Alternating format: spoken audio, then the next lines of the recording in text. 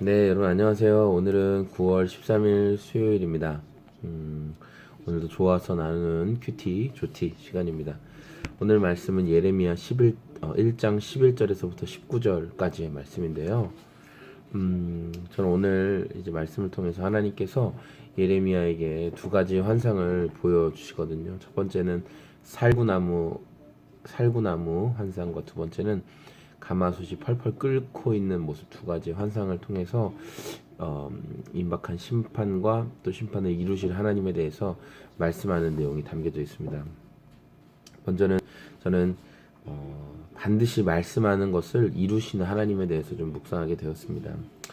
하나님께서 오늘 1절에 예레미야에게 내가 무엇을 보느냐라고 말씀하니 예레미야가 제가 살구나무를 가지를 봅니다 라고 말하고 하나님께서 내가 내 말을 지켜 그대로 이루려 합니다 라고 말씀하세요.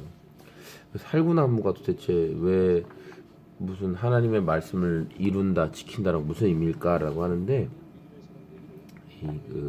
히브리어 그 연구를 하다 보면은 살구나무라는 이 살구나무를 말한 히브리어 발음이 샤케드라고 되어 있어요. 샤케드. 네.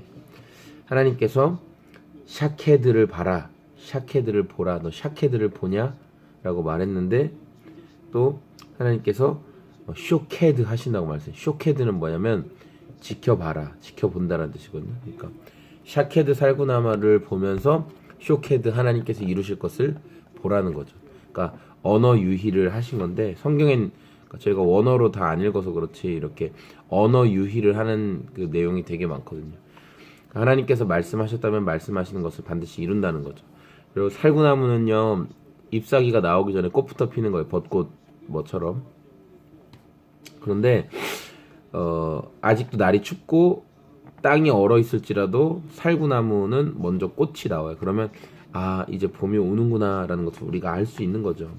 그런 것처럼 하나님께서 이렇게 하신다고 했던 것들, 이루시마라고 말씀하셨던 것들은 반드시 이루어진다는 것을 오늘 말씀을 통해서 보게 된다는 거죠. 둘째로 오늘 본문을 통해서 발견할 수 있는 인간의 모습을 보면서 악은 반드시 심판을 당한다라는 것을 제가 깨닫게 되었는데 하나님께서 이 북쪽에서부터 펄펄 끓는 이 심판에 대해서 말씀하신 것은 이 북쪽에 있는 이 유다의 이 그 하나님을 버리고 우상 숭배하는 모습에 대해서 하나님께서 심판하시는 거예요. 이제 또 우리가 이제 예레미야 이렇게 들어오자마자 우상 숭배하는 것에 대한 하나님의 경고, 구약 성경에는 끊임없이 우상 숭배하는 것에 대해서 하나님께서 경고하시고 또 심판하시고 하는 내용들이 계속 나와요. 네. 특별히 이 신바벨론이라고 하는 신흥 바벨론이 이 유다를 심판하고 하나님께서 이 바벨론을 들어 쓰셔서 유다를 이렇게 징계하세요. 징계.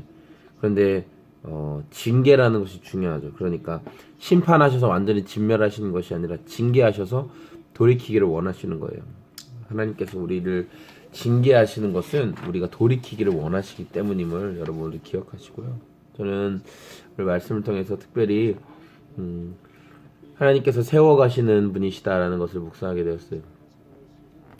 어제 조티에서 나눴지만 예레미야의 자기 인식은 그냥 겸손한 말로 하나님 저는 아이입니다. 저는 말할 줄 모릅니다. 물론 겸손한 말로 그렇게 하나님 앞에 크신 하나님 앞에서 그렇게 고백할 수 있지만 나 스스로가 나를 바라볼 때 나는 아무것도 아닙니다. 나는 부족한 존재입니다라고 우린 사실 고백해요. 하나님 저 아무것도 아니에요.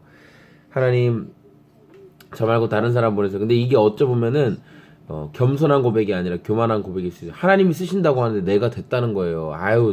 그러니까 하나님이 괜찮다고 하시는데 내 스스로가 나를 볼 때 나 같은 인간은 아닙니다. 이제 뭐 이런 건데 오히려 하나님께서 이제 예레미야의 이런 고백 앞에서 말씀하시기를 아니다. 내가 너와 함께 할 거다. 내가 너와 함께 하기 때문에 너는 이 18절에 나오는 것처럼 너가 유다의 왕들과 그 지도자들과 그 제사장들과 그리고 그 땅의 백성들과 그러니까 그 온 땅 앞에서 너가 성읍과 같이 되고 쇠기둥과 같이 되고 놋 성벽과 같이 될 것이라고 말씀하시는 거예요. 하나님께서 함께 해주시기 때문에 너를 이렇게 든든하고 강력하게 세워주실 거라는 말씀이죠. 이렇게 할 수 예레미야가 이렇게 하나님 앞에 쓰임 받을 수 있었던 것은 자신은 두려워서 말 못하는 존재라고 하지만 하나님께서 두려움 안 당하게끔 하신다는 거예요. 너는 내가 말한 대로 가감없이 선포하기만 하면 된다라고 말씀하시는 거죠. 하나님께서 맡겨주신 만큼 여러분 담대하게 하는 겁니다. 하나님께서 허락하신 만큼 담대하게 나아가는 겁니다.